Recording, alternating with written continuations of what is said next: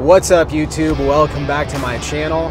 I am headed westbound on Interstate 70 in Clear Creek County, Colorado, just a couple miles from the Eisenhower Johnson Memorial Tunnel, which is where this fire video takes us today. I know that might seem a little bit strange, but the Colorado Department of Transportation has one of the coolest looking fire trucks in the state of Colorado, and they provide an incredible service for motorists traveling through the tunnel on I-70.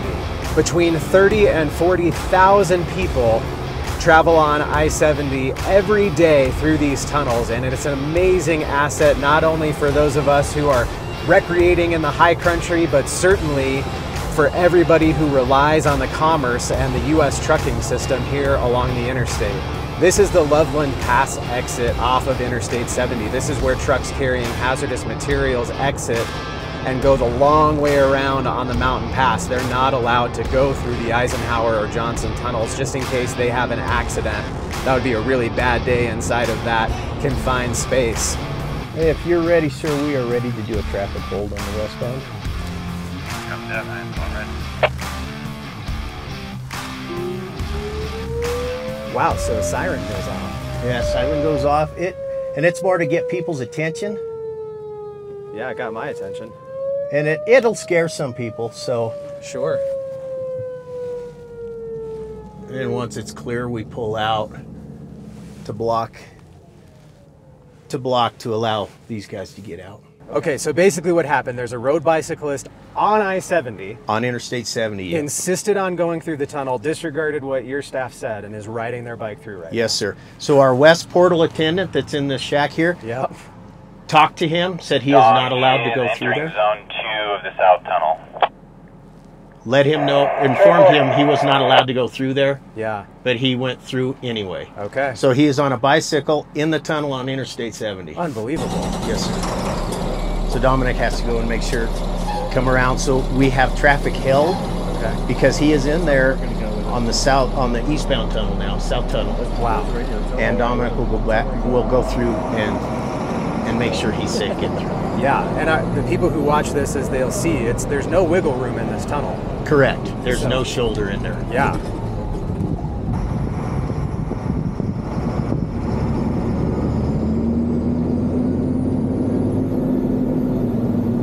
And it's the same with the fire, you know, or a car down, a car goes in and gets a flat tire, or it just dies, or whatever happens to a vehicle. We have to shut that lane of traffic down, or that bore down, and go in and get those out as soon as we can. And I know in my travels, I've had to stop at one of these red lights before. Yes, sir. And I can see how angry motorists get. Yes. Because they're stopped and they don't understand. But it's not like you guys do this for no reason. No. You know, it's a life safety hazard in this case. Absolutely, because anybody in there, because there is no room, you have 2 lanes of traffic, you have no place to be other than one lane or the other. And it's, you know, almost 2 miles long, so it takes a little bit sometimes. Sure, you know, to take care of things. Oh, yeah. So if this bicyclist doesn't want to get in their vehicle, in the CDOT vehicle, they just stop traffic, you'll escort him through, make sure that this person doesn't get hit by the car, and then State Patrol will take care of it, basically? Yes, sir. Wow. Yep. Okay. And sometimes State Patrol can, you know, sometimes they have an officer close. Mm-hmm. Sometimes they're a ways away. Yeah. So we just do the best we can. We're not law enforcement. Right. But our main objective is to take care of the tunnel and keep everyone safe. Yeah. Control east. Good. Travis, do you want to release westbound? They should be through there, correct?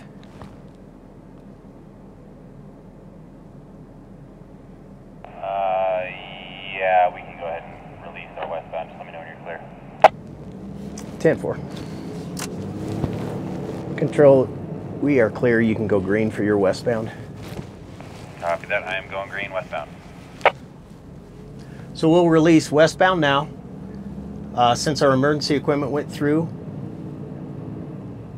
and keep eastbound closed while the bicyclist is in there. And so you can see the traffic light here. So both lanes are going westbound. Yes, sir.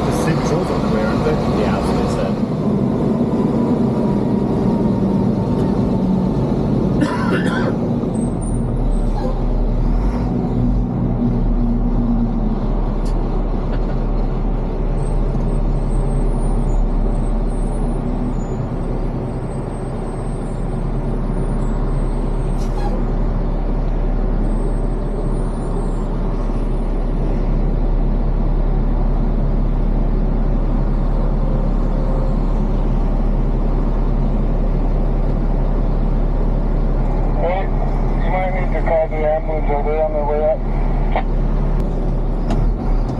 Okay, Travis, he's going to sit there in the shade and rest. Go ahead and release your down traffic. Copy that. Do you need an ambulance for him? I don't know, he's just resting. Let's give him 10 minutes like we normally do. Okay, copy that. I did notify State Patrol that they are where he's at. The winters are very long. It can get, you know, obviously it's cold. We're 11,200 feet here. Snows almost every day, whether it's only a half inch, an inch, up to 3 feet. You know, obviously get some good snows, but it gets cold, and once traffic is, it seems like we have more and more traffic. Traffic gets on there and packs this down to ice.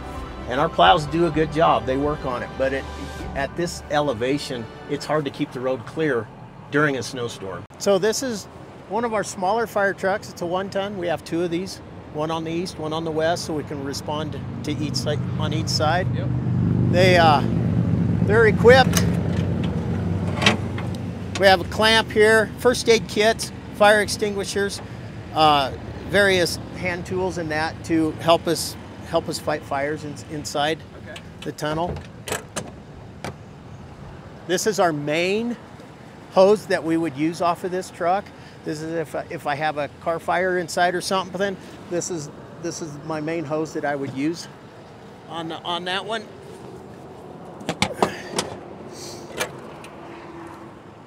Blood pressure cuff, a lot of first aid stuff on these trucks. Different fire apparatuses, different nozzles, different ways to fill the truck. Blankets. These things are really equipped with a lot of life-saving stuff or first aid equipment. This one runs off of a pony motor, so we can fire these motors up. This is how we supply get our water pressure. Okay. We hold this truck is equipped with water and foam. Every shift we do a pre-trip on these vehicles, so we know that they will start. We know to operate them. If we have an emergency, they're ready to go. So every shift, at the beginning of every shift up here, 7 days a week, 365, we look these vehicles over, check them out, make sure we're good to go. We have some extra fire gear in here, respirators, gloves, whatnot, boots, and we even have, I believe in this compartment, jaws of life, tow straps, anything we can tow a car out that's disabled inside the tunnel, oxygen tanks for your respirators, backboard, yes sir.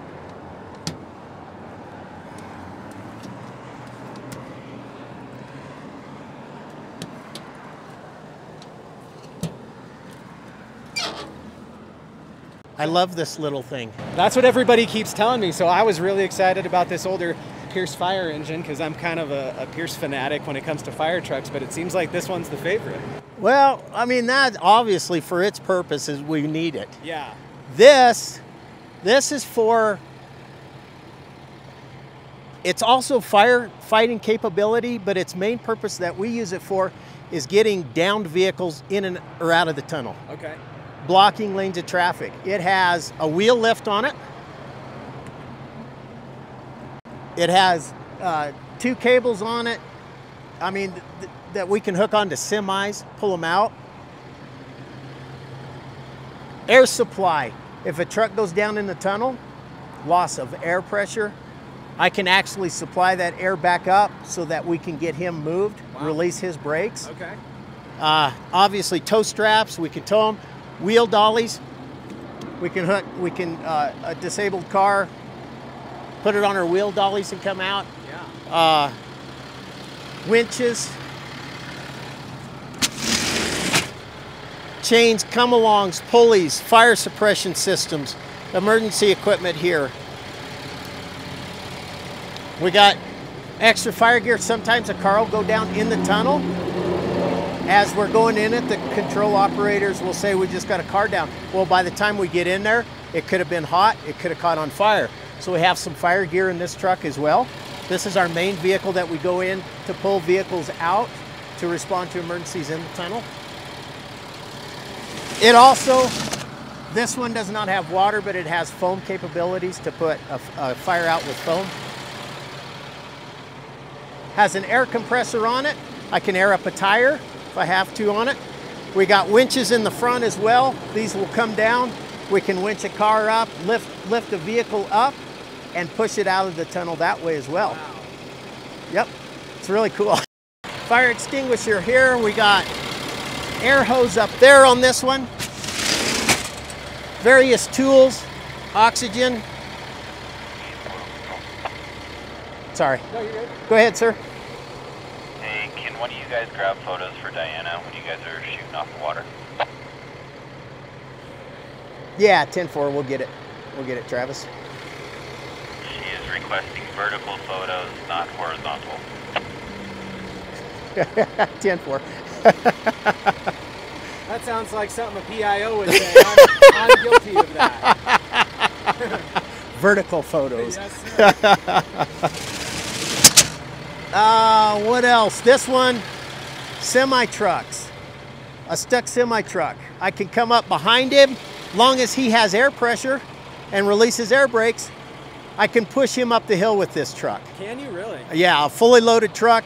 I can push him up at least to get him off the road. Yeah. To get him into this lot, into a lot, somewhere in a safe place, so he's not on the road or something. Yeah. This is an awesome little truck. Yeah, I gotta say, when I saw it, I wasn't that impressed. Yeah. Kind of small, and now that I've had the walk around, I'm super impressed by this little thing. It is a mighty little truck. It's tough, and it's a short wheelbase. We can turn it in the tunnel Okay. if we have to. Yeah. The winch is on the back. Something's tipped over. You know, they're heavy built. We can tip it back up. If we don't have a loader, a lot of times we have loaders. That's also an emergency piece of equipment. Yeah. We can flip a vehicle back over, get it off the road. We can push it out of the way. Wow. This will do the same thing. I can hook onto it and just pull it Cool. off the road. Yeah. Nice. So I'm here with Dominic. He is going to show us around this awesome Pierce Dash fire engine with a roof-mounted turret. This is a fire engine that they respond with in the Eisenhower Tunnel. It's the oldest one of the fleet that's here. And I've kind of got some nostalgia looking at this open cab rig. I'm really excited to check it out and have you show us what it's equipped with and how it works up here. Okay. So yeah, if you want to start with it, we can walk around and look at what's inside the compartments. Okay. We got, these are our cross-lay hoses, and everything's labeled on the other side because that's where the controls are for everything. But everything is labeled like as far as what cross-lay it is, so that way during a fire nobody gets confused. It's really easy to do once the fire is going, and all you have to do is pull them and it all comes out at once, and that's kind of why they are overlapped the way they are. This is all our discharge size, so whenever we're done with a fire or we need to flush the system out, we just discharge on this side. All these compartments have SCBA tanks and packs, as well as emergency blankets in this one, extra tools,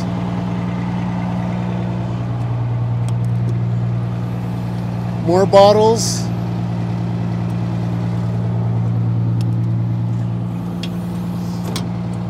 hose clamp, mallets, flashlights. I think that flashlight might be original. That's Yeah, awesome. came with the truck. Fire extinguishers for other purposes. Yeah, Class D, you don't see that too often. Yeah, and with the tunnel we have multiple different vehicles that we run into, and so that comes in actually really handy up here. Cribbage if we have to help get a vehicle moved out or whatnot. More hose. A lot of this hose we can use because there are fire hydrants inside. So if we need to pull out hose and it's so many 100 feet, we can just pull it out, hook it up, and fill the truck back up.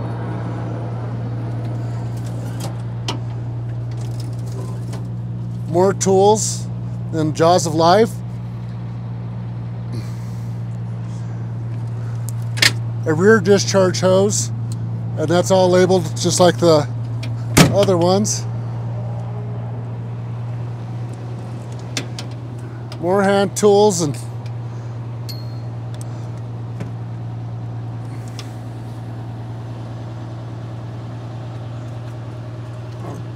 hydrant wrench, and this is kind of unique to the tunnel because our hydrants are in the ground. Wow. And that will actually tie onto it. That's very cool. Yeah.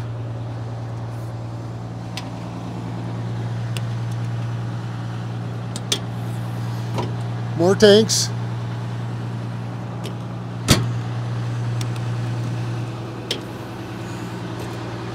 More tanks. Another original flashlight. And then extra bunker gear, just in case.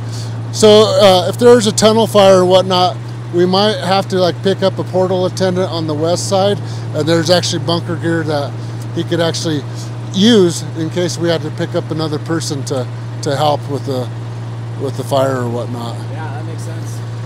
So this is our main control board, and once we turn on the PTO inside the truck, that PTO will give this control. And then all we have to do is pretty much go to tank discharge, and then whatever unit we need to use, which like if we wanted to use the hose reel, the color label matches the hose that we grab.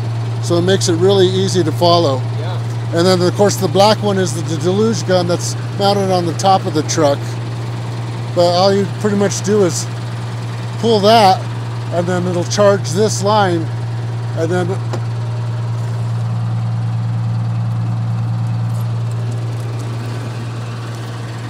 it's ready to go. And then it'll roll up on its own. Awesome. And then, oh, the deluge gun, let's look at that because it's at the front of the truck. Yeah. So as long as we have the deluge gun engaged, all we have to do is hit the switch inside of the truck, and we can use that and usually put out a car fire without even getting out of the truck. So it makes it a little bit safer for us. Yeah, a lot safer for sure. And most of the time, actually I've seen this used more than anything else. Okay. And can you flow foam and water out of that? Okay, yeah, the truck does do foam and water, and there's a separate switch for that, and we just have to engage it, but we got to make sure that once you turn on the foam, there's no turning back.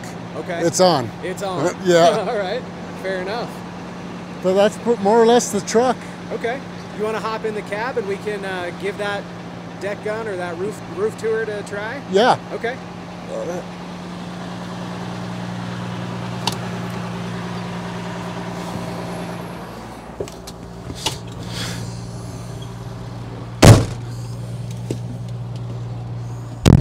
All right, so what do you got there? This is the PTO. Okay. So you engage the PTO. Okay, now the lever's pulled all the way, and you can kind of see how. And then you just control that with your hand. Yeah. Okay. You go up, down.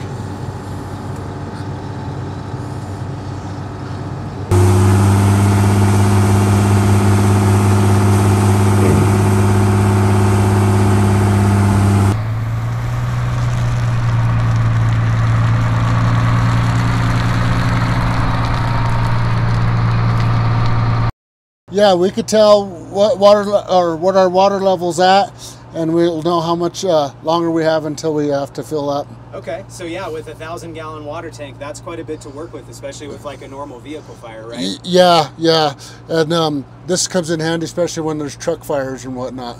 Yeah. Because you need that extra water where our CAFS units don't have that much volume. Sure.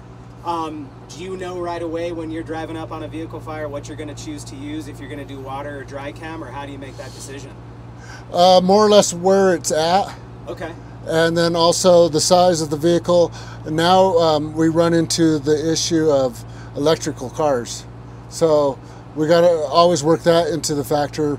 But our control room operator can usually tell us exactly where everything is located, what is burning, and more or less what kind of car it is and whatnot, so we can kind of make a choice of what we're going to pull out first. Nice. A lot of times we use the smaller unit first and then call for backup with this. But a lot of times I've seen this used in the parking lot, mostly because trucks will actually pull into the lot before they come into the tunnel, and they think they're just overheating, and then when they pop the hood open, it's when the truck actually comes on. Oh wow, okay. You guys are like the vehicle fire experts up here. We try. Okay, so we're watching the tug, which is the first engine, and then the second fire engine, and then we're gonna follow them through. That's how this would go if this was a fire response. Yes, sir. We also have inside the tunnel fire extinguishers. So, like if you was driving through, you can see these red doors here on the walls. Yeah.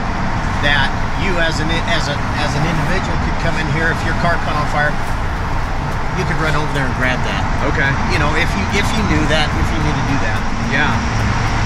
And of course, if there is a fire, the first thing I'm thinking is smoke. Where does the smoke go? So the smoke, we have ventilation in the tunnel. Okay. They can turn the fans up or down. It depends on the fire. They don't want to fan the fire. Yeah. But we also want to be able to clear it.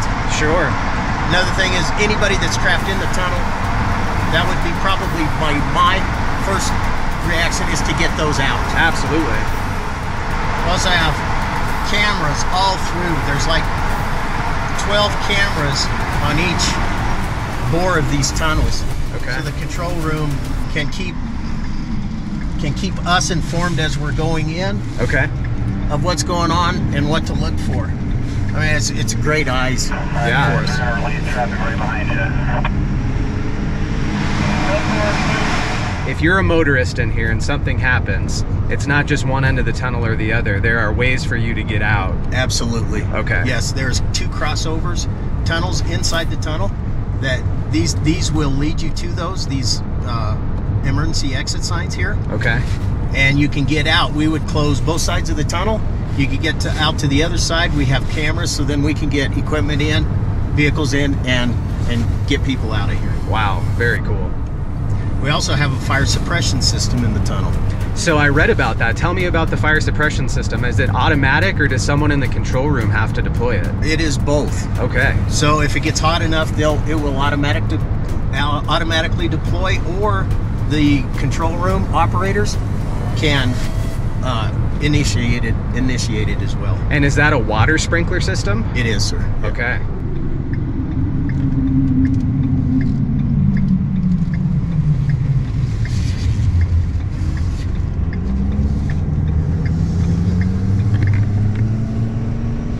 And so this is the loop road we talked about earlier. Yes, that sir. kind of takes you up and over the top of the tunnel, basically. Yes, sir. Okay. This is how you get from one side, from eastbound to westbound, without crossing the interstate. Okay. And any vehicle can take these roads. If you come up here and you realize you need to go back, Yeah.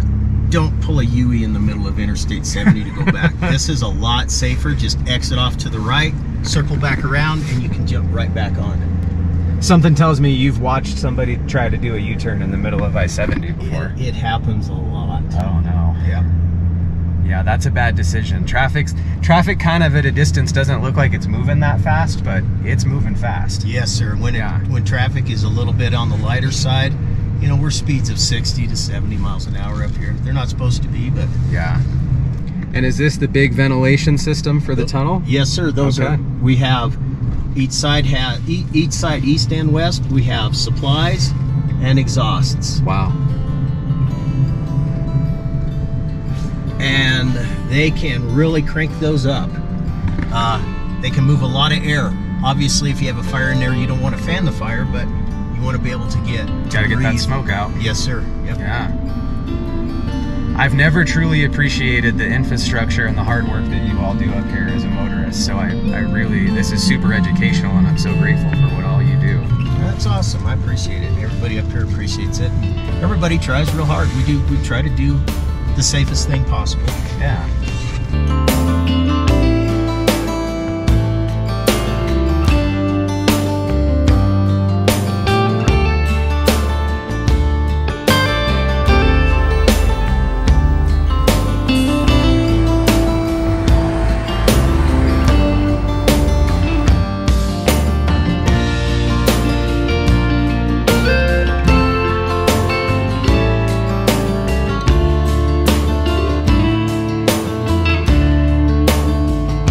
I'm not exactly sure where this YouTube channel is going to take me, but I know that this stop at the Eisenhower Johnson Tunnel with these Colorado Department of Transportation workers will always be on my top favorite list. So huge shout out to CDOT for allowing me this up close and personal ride along experience at the Eisenhower Johnson Tunnel.